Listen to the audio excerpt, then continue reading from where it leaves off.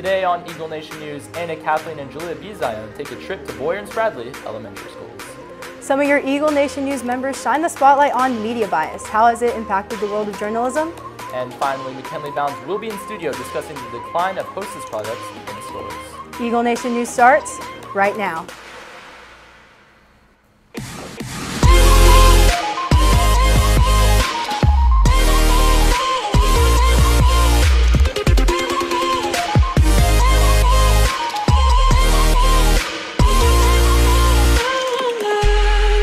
Good afternoon, Prosper High School. Today is Monday, August 27th. I'm Cameron Silva. I'm Madison Wells. And I'm Tyler Winden. This weekend, a strong political figure in the U.S. passed away. Madison, you have more on that?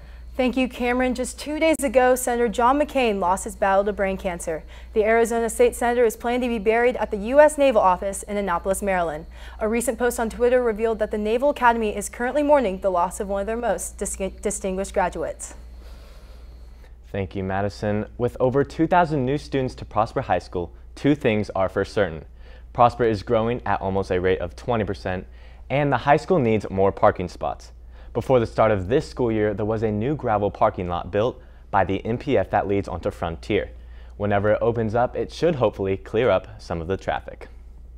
Now we send it over to Anna, Kathleen, and Julia B. Zion, who are on scene at Boyer and Spradley Elementary Schools.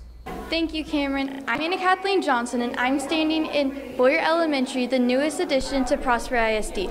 This school is open just in time for the 2018-2019 school year. Located in Light Farms, Boyer Elementary will be taking kids in from Creeks of Legacy, Lakes of Prosper, and many more neighborhoods.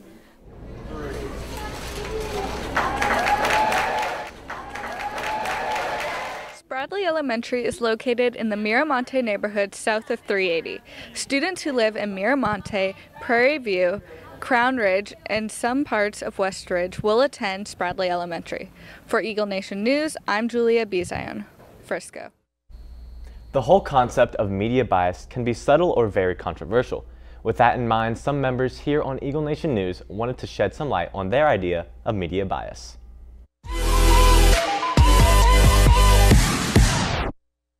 In my opinion, media bias. My definition of media bias. In my opinion, media bias. Media bias to me is whenever people replace like what facts are supposed to be with their own opinions. Is whenever you're siding to one of them when you're not supposed to.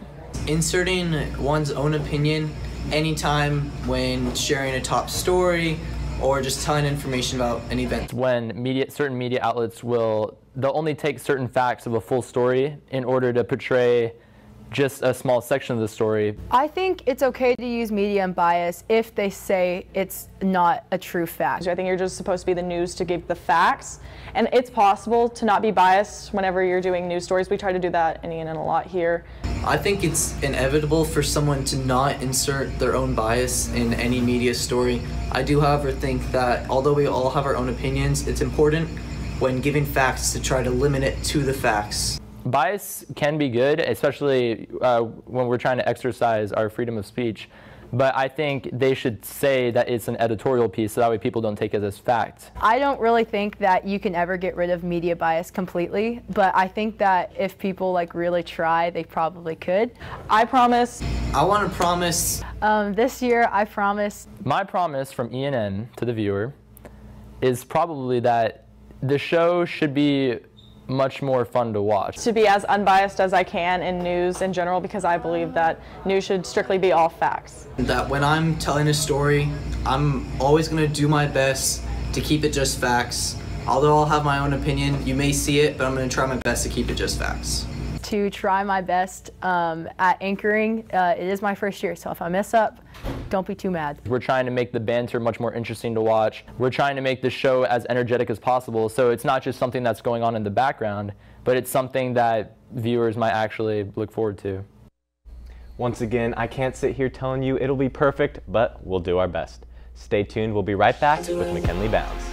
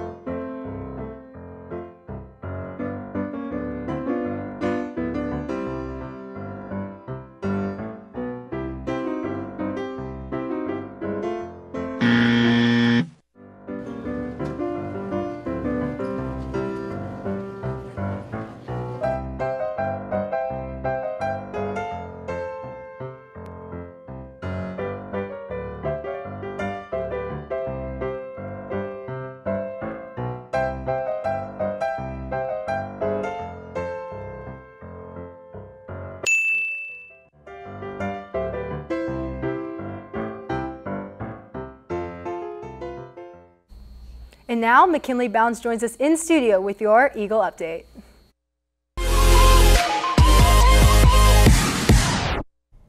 Thank you, Madison. I'm McKinley Bounds with your Eagle Update. One of America's well-known snack companies, Hostess, has recently faced the aftermath of their product shelf reduction in stores across America.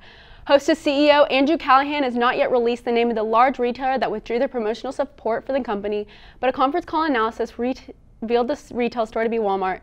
This setback has caused Hostess to miss its mark by more than $5 million, but Callahan claims that the company will remain strong.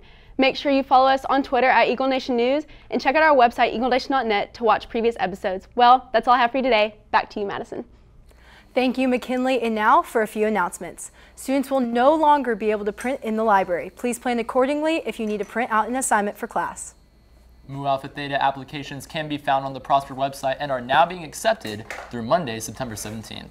Please return the completed application to Mrs. Wood in room 1132.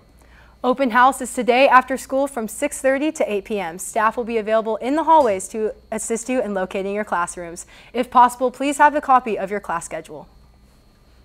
Well, that's going to do it for our show today. For Eagle Nation News, I'm Tyler Winden. I'm Madison Wells. And I'm Cameron Silva. Live long and prosper.